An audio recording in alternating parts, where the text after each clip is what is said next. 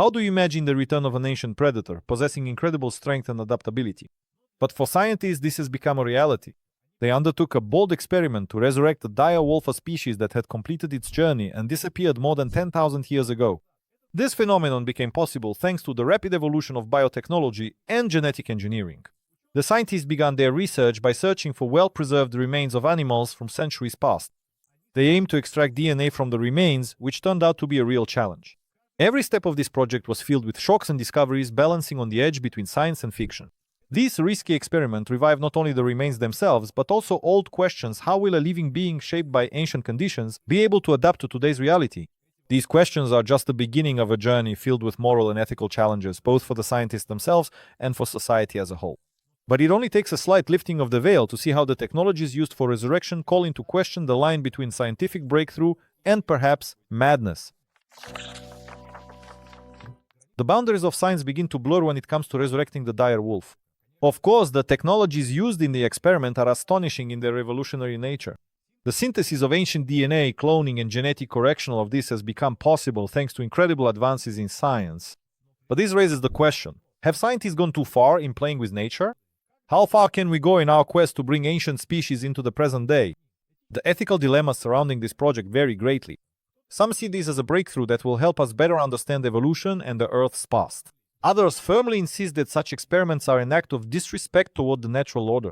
Restoring an extinct species could disrupt the balance of the ecosystem and pose a threat to existing species. Proponents argue that studying the dire wolf in the modern world will provide keys to solving many biological mysteries. However, the ambiguous consequences of this experiment give rise to many well-founded concerns. What risks can be considered justified for the sake of progress, and at what cost?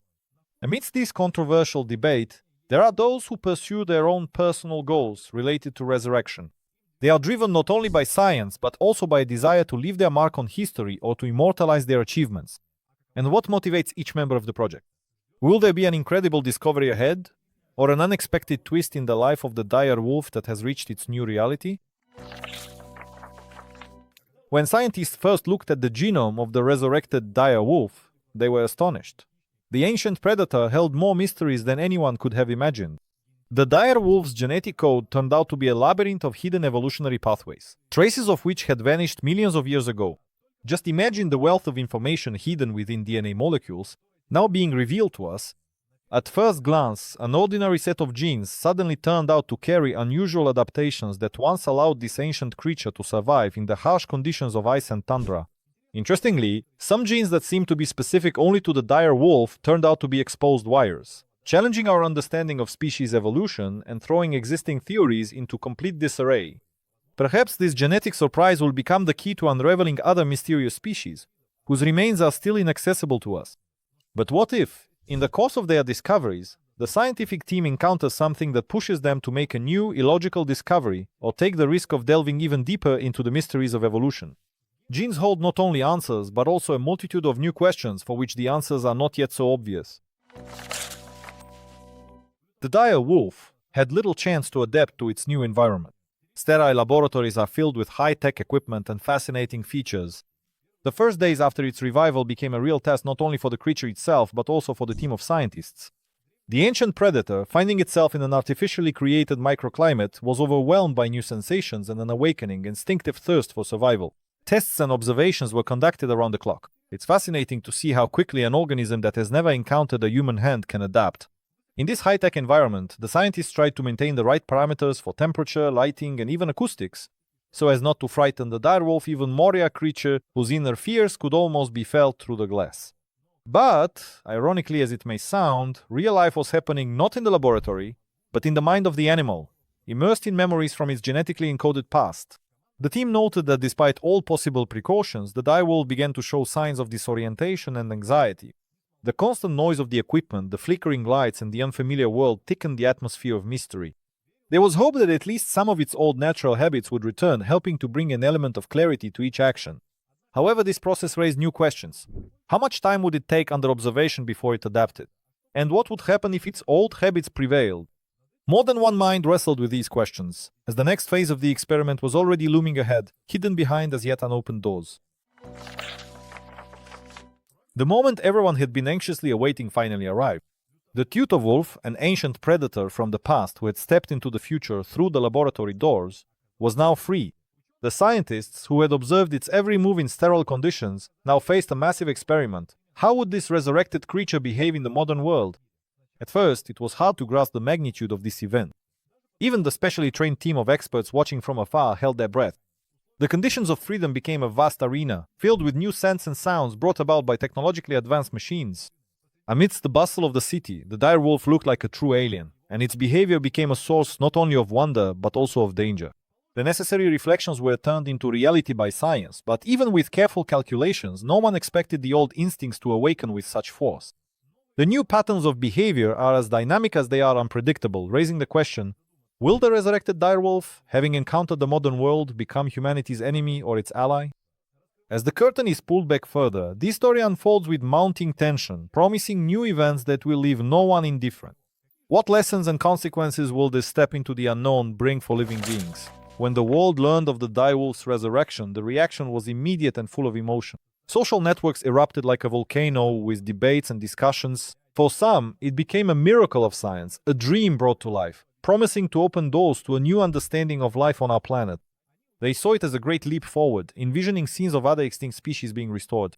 On the other hand, skeptics were quick to voice their concerns. They wondered whether such experiments might disrupt the natural balance. Society has firmly rooted the belief that tampering with genetics is a dangerous endeavor, leading to unpredictable consequences. Rich in possibilities, such research also raises fears about potential weapons falling into the hands of those with little morality. The scientific community, in turn, split into two factions. Some see this step as an important scientific victory, while others view it as an unethical intrusion into nature, where scientists will pay the price for trying to play the role of creator. There is a palpable sense of imbalance in the air, and only time will tell how the large-scale consequences will affect our current reality. Where will the direction of progress lead? Toward a new understanding of our history, or on the contrary, toward unfortunate consequences we would rather avoid? After all, the outlines of both positive and negative outcomes of this grand adventure are gradually beginning to emerge on the horizon.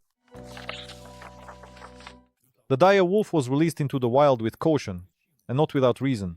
How this will affect the ecosystem remains a lively topic of discussion among ecologists and biologists. With its majestic arrival, the issue of maintaining the balance of the natural environment becomes extremely relevant. This creature, whose instincts and behaviors were truly unique for its time, is now confronted with a completely different ecosystem that has evolved for a long time without it. Experts have already begun to note the first changes. A large predator at large can affect both the populations of small animals and the behavior of other predators with which it now shares its habitat. Strangely enough, some species have actually benefited from this new presence. Nature, as it has developed since the dire wolf's disappearance, is now faced with a new challenge: adapting to the current state of affairs. The consequences of resurrection will serve as a catalyst for numerous research projects and debates about the safety of such experiments. No matter how you look at it, even with a laboratory setup, it's impossible to account for every detail that the reintroduction of an ancient species will bring to the modern ecosystem. And what if these new facets of interspecies interactions become the new normal? What will we discover for ourselves in the future, when the consequences of introducing new species become part of our world? We are faced with the challenge of understanding how to maintain balance without destroying existing ecosystems.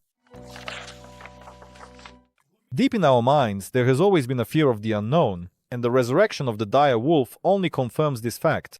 Like an invisible shadow, resurrected ancient species evoke a host of associations and fears, based not so much on reality as on myths and legends. When such experiments are on the agenda, human imagination quickly runs wild, painting reality in dark and frightening tones. Many recall stories of monsters created from the past, and science fiction writers paint pictures of times when predators from ancient eras will once again rule the earth. But it's worth asking, just how frightening could such a reality actually be? Exaggerated tales often boil down to a mix of bias and cultural narratives that embed fears deep into our subconscious. Humans tend to fear what their minds understand the least something uncontrollable and powerful, just as longing for lost times becomes an insurmountable task for rational perception. The answers to this always lie at the intersection of science and our natural tendency toward mystification. After all, the resurrection of the direwolf occupies not only the space of laboratories, but also the minds of those who witness it. Such experiments bring fears to the surface, letting the imagination run wild and prompting us to consider the possible consequences. However, behind all this inexplicable sense of anxious anticipation lies the question of whether humanity is morally prepared to accept a new resurrection and benefit from it. Unanswered questions stretch ahead, filling the air with tension, and just around the next corner lies a discussion of major ethical challenges. Uncovering the moral aspects of the direwolf resurrection experiment brings to light a multitude of ethical dilemmas. Once again, humanity faces the question, how permissible is it to interfere with the natural course of nature? After all, every creature brought back to life is not only a scientific achievement but also a test of the maturity of our society. Many argue that such experiments could turn the animal world into a kind of genetic laboratory, where the boundaries of what is permissible begin to blur. This raises concerns about humanity's right to play the role of creator, granting life to that which has already left it forever. But at the same time, another question arises. Shouldn't we use every means available to us to deepen our understanding of nature and evolution? Institutions and corporations stand on the edge of this philosophical abyss, pursuing their own goals. Behind the mask of good intentions may lie a desire to manipulate nature for profit and power. Or perhaps the resurrection of ancient species is simply a continuation of our natural drive for scientific progress, for discoveries that will one day ultimately benefit all of humanity? Every action has consequences, and the discussion around this resembles a constant struggle between intuitive fears and scientific ambitions. Such ambiguity makes it difficult to reach a decision on that we all must answer. Will we be able to control this newfound power in a way that brings only benefit? After all, beyond theory and practice, moral choice remains the key factor that will determine our future in this complex new reality. As technology advances and our understanding of the genome grows, the resurrection of ancient species is no longer just a theoretical pursuit, it is becoming a tangible possibility for the future. Genetic engineering is propelling us forward at the speed of light, but the question remains, which species will be next? Perhaps it will be the mammoth, the megatherium, or some other lesser-known creature whose fate is intertwined with the prehistoric era. However, every step toward this goal requires new discoveries and even greater advances in science and technology. Will we be able to integrate these resurrected species into our modern society without leaving additional marks on the ecological and moral balance? After all, does our journey into the unknown end with the resurrection of the dire wolf? Or is this just the beginning of a new era where humans can become direct participants in the evolutionary process? Today, the project is an experiment. But what will happen when this becomes commonplace? Will humanity become wiser and more responsible in choosing which species are destined to return? Is our society prepared for the ethical and practical challenges that may arise along this path? These are questions that require time for reflection and serious discussion. After all, each new day may bring even more astonishing discoveries and consequences for the world as we know it.